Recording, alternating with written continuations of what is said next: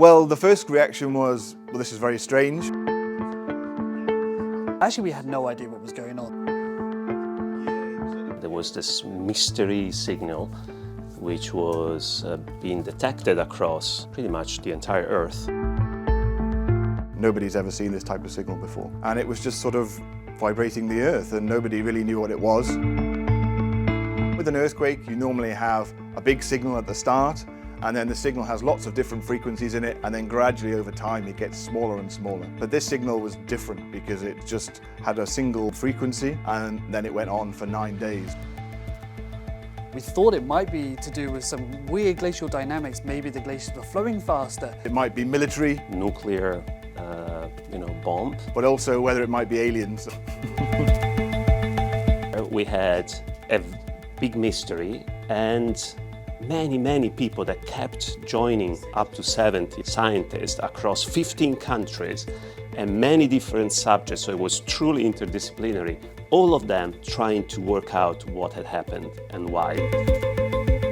Where is it coming from? It was like a needle in the haystack kind of situation. Once we started looking at the satellite images, we found this really big change on one of the mountains in one of these kind of smaller fjords in East Greenland.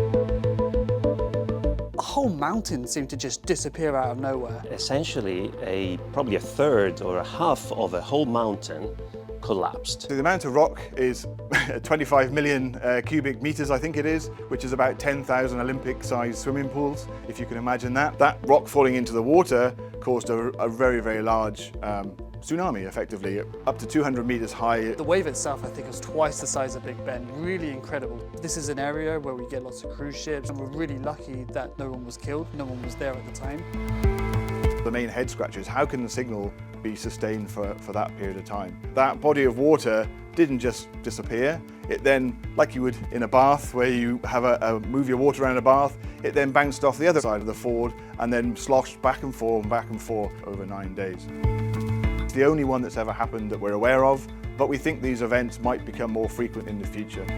If all the ice across the world continues to decrease, and we expect it will do, we will see more of this. In this instance, the 200-meter high tsunami didn't cause too much of a damage, but if it had happened nearby a town, a settlement, or with a cruise ship, it would have been a disaster. We need to be prepared to monitor these and be able to warn people in advance. More seismometers have gone out, water level monitors, pressure monitors are all now monitoring those in East Greenland and other places susceptible to this type of thing.